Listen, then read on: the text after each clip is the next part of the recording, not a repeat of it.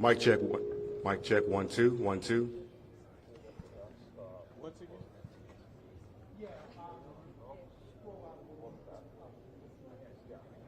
Mic check. 1 2 1 1 2 1 2 1 2 1.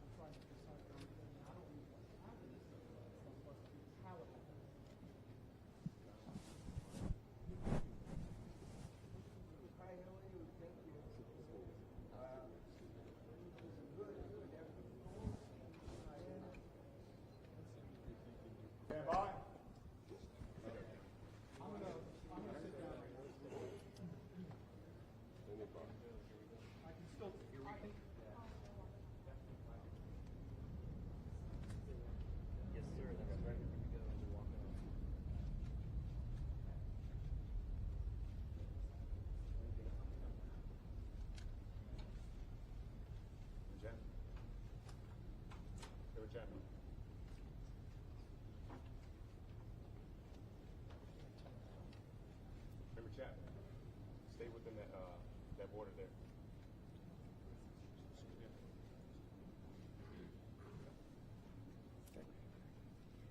Thank you for joining us. Of the National Transportation Safety Board. The National Transportation Safety Board is an independent federal agency that's charged by Congress with investigating every civil aviation and serious accident and serious incident in the United States and significant events in other modes of transportation. I want to start by expressing our deepest condolences, our sympathies on behalf of the entire board for those who lost loved ones in this terrible tragedy. Our thoughts, our prayers are with you. Entire communities were affected, and we are thinking of you. Is Bryce Banning? Bryce is a senior aircraft accident investigator with the National Transportation Safety Board. He's also going to serve as our investigator today, is the entire board. We have Todd Inman, member Todd Inman. Todd is going to serve as the board member on scene, the spokesperson for. We have Vice Chairman Alvin Brown, member Mike Graham, who lived in Wichita for 20 years. And we also have member Tom Chapman. The NTSB's headquarters is just a mile from here. And so we are all here because this is an all-hands on-deck event. And we're here to assure the American people that we are going to leave no stone unturned in this investigation. We are going to conduct a thorough investigation of this entire tragedy, looking at the facts. Now, with that, I want to level set. When we go to the scene, and we were here last night, we allow the responders to do their important safety mission, which in this case was search and rescue and recovery. We stand back to allow them to do their important safety mission. And so this, for us, is our first full day on scene with our entire crew coming together. We have about nearly 50 people on scene, and in addition to our resources back at headquarters in our labs and throughout the agency. So with that said, we are not going to get into specific facts in this press conference. I want to level set here. We're going to get into our investigative process. As we are able to confirm factual information, we will provide that. I do want to say this is a whole of government effort. I was able to brief, along with others, the President of the United States and the Vice President this afternoon. I want to thank them for their leadership, for their tremendous support of the NTSB, for our investigators, and for the responders that are on scene doing an important mission. I also want to thank Secretary Sean Duffy, who I was communicating with early on after we first got word of this tragedy. We've been working together throughout the day, along with his team at the DOT and within FAA. I also want to thank Secretary Pete Hegseth, who was also integral in working with us today. Chris Rochelot, the acting administrator of the Federal Aviation Administration. We've heard from many members of Congress on both sides of the aisle, and so I will say this is a tremendous, one more time, whole of government effort. I also want to take a moment and thank the many, many responders that have been on scene. It has been an incredible effort, and I will have a full list that I will provide, that we will provide tomorrow to Member Inman for additional remarks.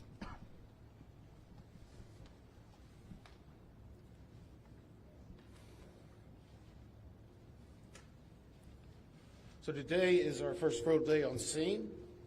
Our investigative team will be on scene as long as it takes. in order to obtain all of the perishable evidence and all of the fact-finding that is needed to bring us to a conclusion of probable cause. Our mission is to understand not just what happened, but why it happened, and to recommend changes to prevent it from happening again. Since we're just beginning our investigation, we don't have a great deal of information to share right now. We will keep you informed by giving regular updates as we learn more. Our intention is to have a preliminary report within 30 days, and the final report will be issued. Now, we will not be determining the probable cause of the accident while we are here on scene, nor will we speculate about what may have caused this accident. Today, we will be going and having an organization. We currently have the following parties that are already identified: PSA Airlines, GE Aerospace, Sikorsky, FAA, NACTA, which represents the air traffic controllers, ALPA, which represents the pilots, Army, AFA, which represents the flight attendants. The Transportation Safety Board of Canada will be an accredited representative, IRG, as a technical advisor. They were previously known as Bombardier, sorry. The NTSB involved in the accident. We offer that because they will provide technical expertise and relevant information supporting the development of the best possible factual record. Once they join this investigation, they are not permitted to release documents or talk publicly about the investigation without the consent of the NTSB. So I want to stress this. It is only the NTSB that will provide information related to this investigation, with one exception. Regarding the fatalities that occurred, that notification will be handled by the D.C. medical examiner. We will not be discussing fatalities or names. That will be handled by them as the proper authority. So we want to talk a little bit about our process. We will analyze the facts and determine the probable cause of the accident, and then issue a report of those determinations. I also want to talk a little bit about some additional people that are here with us, and they're very important to us, and that is our family assistance group. Later today, we will be briefing the families. We normally try to do this before a media event, but in this case, they're still arriving. Our family assistance specialists are already working closely with local officials and others to help assist them in their efforts to support everyone that's affected by this accident. And let me just reiterate what the chair said. A loss of life in an aviation accident is very unusual in the United States, and our heartfelt sorrow goes out to everyone that's affected. It affects us, it affects everyone around us. We will help find out what happened. We will do it factually, and we will do it accurately. As part of this, we are going to be standing up some specific working groups. Those working groups will be operations. They will be looking at the history of the accident flight and crew members' duties for as many days before the crash as forming a structures group, which will be the documentation of the airframe wreckage and the accident scene, including calculation of impact angles to help determine the plane's pre-impact course and altitude. We'll have a power plants group. They will do the examination of the engines and the engine accessories. We'll have a systems group. They will study the components of the plane's hydraulic, electrical, pneumatic, and associated systems, together with the instruments and elements of the flight control system. We'll have an air traffic control group. They will do reconstruction and review of air traffic control systems provided to and including acquisition of pertinent flight track surveillance information, what you might typically think of as radar or ADS-B, along with controller pilot communications. We will also have a survival factors group. They will be doing the documentation of impact, forces and injuries, community emergency planning, and all crash and fire rescue efforts. Also, due to the unique nature of this crash, we will be having a helicopter group as well. Lastly, we will have a human performance group, and this will not be its own group. It will actually be a part of the operations, air traffic control, and helicopter groups. They will study the crew performance and all before the accident factors that might be involved in human error, including fatigue, medication, medical histories, training, workload, equipment design, and work environment. Now, we're going to take a few questions, but I will again stress, we don't have a lot of information now. We will can, but we will only talk about the facts of the case that we know right now. I'm going to ask, we're calling a few people. I'm going to ask that you state your name and affiliation. James Matthews from the State News. So we've heard from President Trump about DEI hiring policies within the FAA and associating that with the cost of this accident. What do you say to that? Well, unfortunately, I didn't hear the remarks. I was briefing House and Senate members, but I believe, Chair, would you like to take that? As part of any investigation, we look at the human, the machine, and the environment. So we will look at all the humans that were involved in this accident. Again, we will look at the aircraft, we will look at the helicopter, we will look at the environment in which they were operating in. That is standard in any part of our investigation. I'll turn it back. Chair, can I ask you, has the flight data recorder been recovered yet? And what is the difficulty in a water disaster like this, which presents a very difficult environment for your investigators and the people out of the water? Well, the question was on the flight data recorders.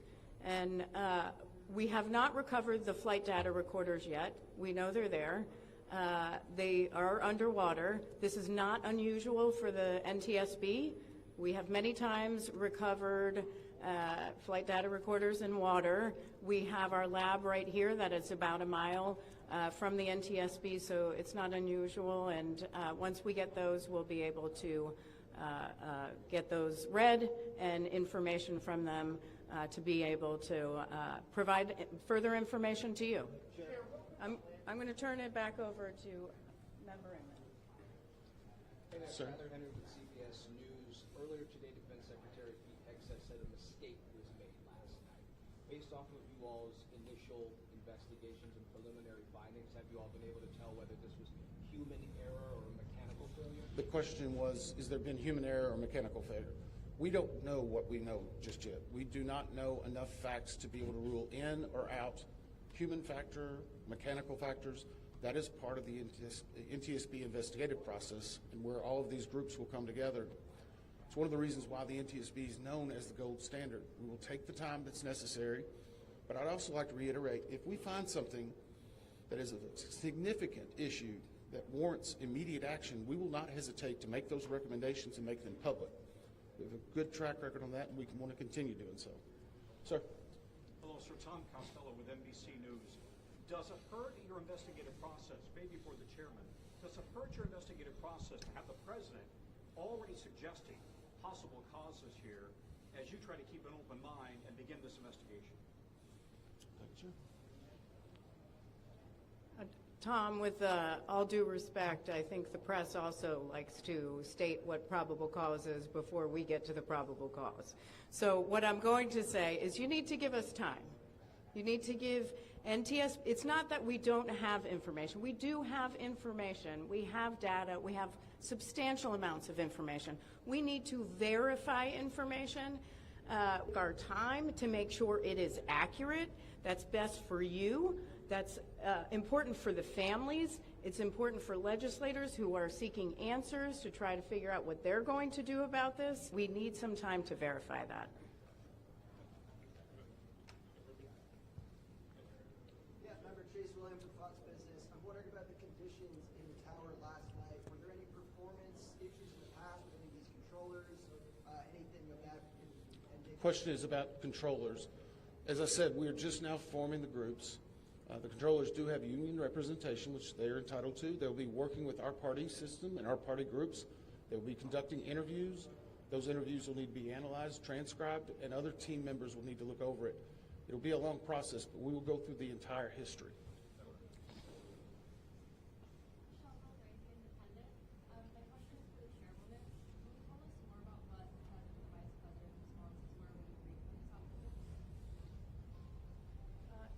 So the question was about my briefing for the president and the vice president. As is standard, we offer briefings on our process and what we know, and this was a briefing with the president and vice president and with Secretary Duffy and Secretary Hegseth and also the acting administrator of the FAA. There was discussion on, that was about it. Ma'am, Chairwoman, Stephanie Ramos with ABC News. Similar to Tom Costello's question, the President has stated what may have caused the crash, stating common sense. Does that affect your progress at all at this early stage? Yeah, so the NTSB, we conduct an important safety mission where we take a very careful approach. I'm sorry, the question was on speculating during investigations, which is we often hear about. Got facts on our investigation, and that will take some time. And at some point, we'll be able to provide that factual information, as Member Inman said, and provide that hopefully tomorrow. Hang on a second. Dave Shepardson from Reuters. Have you been able to retrieve the black boxes from the helicopter? Has the military decided whether they're going to read those to the NTSB? And what about the ATC tapes? Have you guys been? So the question was about black boxes, which are referred to as black boxes, which are typically orange. We have not recovered any of the boxes involved yet. We feel comfortable and confident that we will be now. Recovery of life is probably the most important in those that were involved. I mean, there are still ongoing recovery efforts involving the fatalities involved, along with some debris is coming out as well. We will make sure that that perishable evidence is maintained, black box, so to speak. It's our understanding that the Sikorsky helicopter is equipped with some form of recording devices, and those will be read either by the DoD or by us. We have a good starting relationship with them, and we've already made agreements in order to be able to do that. So I feel comfortable in what we're going to be doing. The other question was about air traffic control.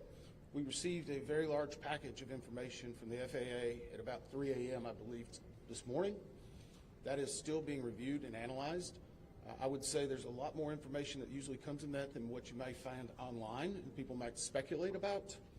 And that is part of that overall process where we take the time to get the information correct and to make sure all the parties are engaged and involved and can fact check that information. One.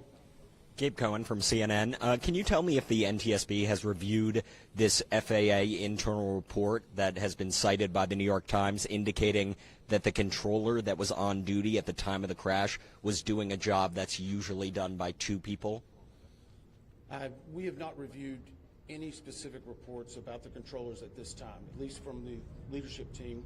Our investigators are continuing to pull all that information. Their personnel records, their files, where they were at, whether they were fatigued, all that information will be part of that investigative process.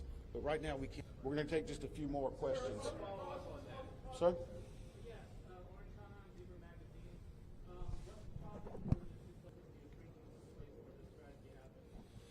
So the question is about the families. And many of those families are still en route. Some family assistance facility that's being stood up by American and PSA Airlines in Bethesda, Maryland. They've already been working on that, standing it up. Our team from our disaster assistance team has also been coordinating with them.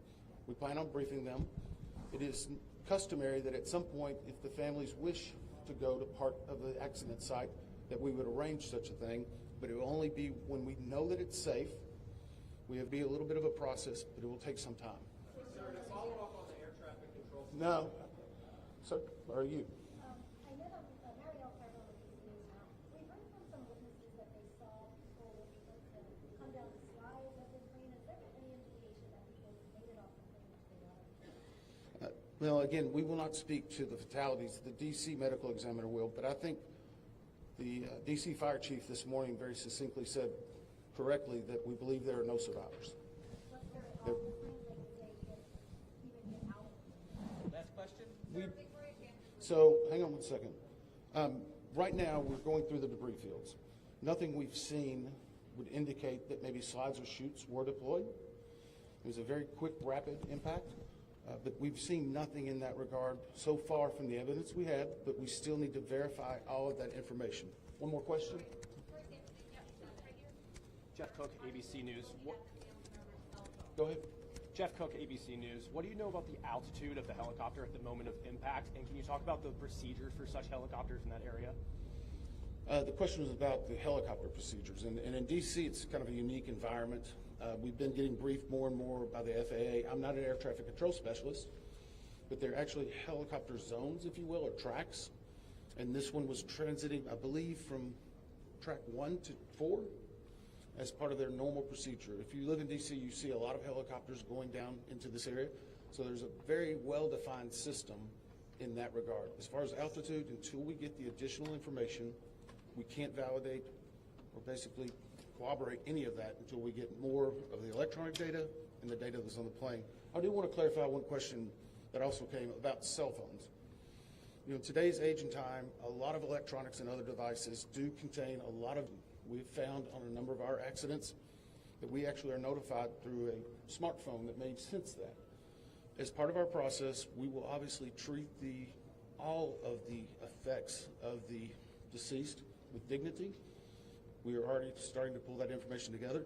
If we feel that it's necessary to find or pull some of that information, we will work with the families and make sure we do it in a manner that's respectful for them and their. Thank you very much.